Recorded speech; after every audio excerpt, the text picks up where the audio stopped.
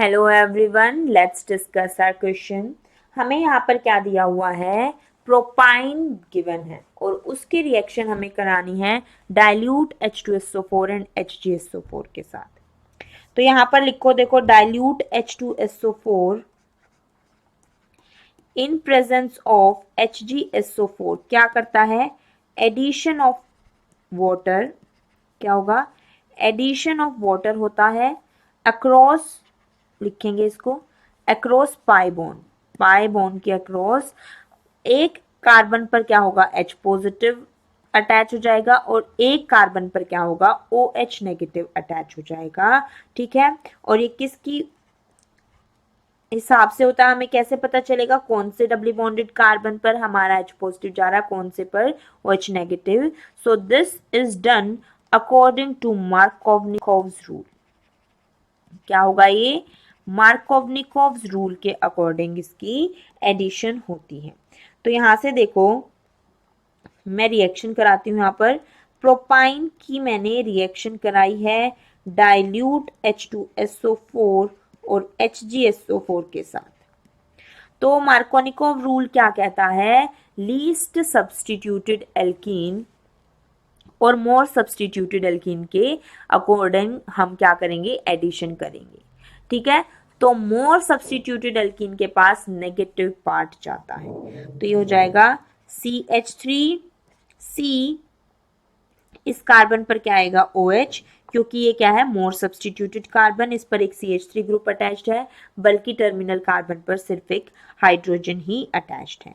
तो इस पर क्या आ जाएगा, टर्मिनल कार्बन पर H2 हो जाएगा।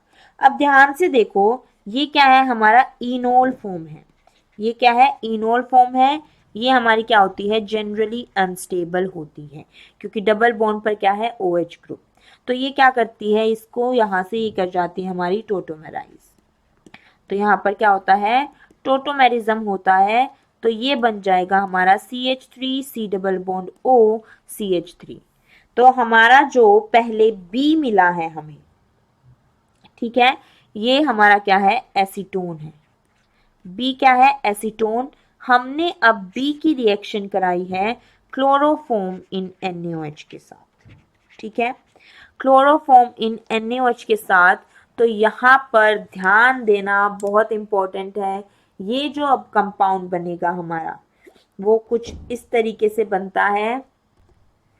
एक कार्बन पर, मिडिल कार्बन पर हमारा क्या होगा, OH ग्रुप होगा, और उसी पर क्या है, हमारे दो CH3 ग्रुप ऑलरेडी अटैच्ड हैं।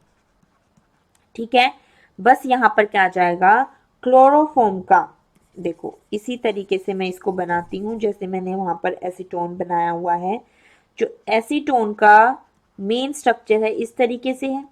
अब इसमें क्या होगा, इस मिडल कार्बन पर जो C डबल बॉन्ड O है, वो क्या हो जाएगा, सिंगल बॉन्ड OH, और CHCl3 का क्या अटैच हो जाएगा यहाँ पर, CCl3। क्लियर है सबको। तो इसको हम क्या कहते हैं, क्लोरीटोन कहते हैं। ठीक है, यहाँ पर इसको हम कहते हैं क्लोरीटोन, और ये ड्रग की तरह यूज किया जाता है। तो यही हमारा C हो गया।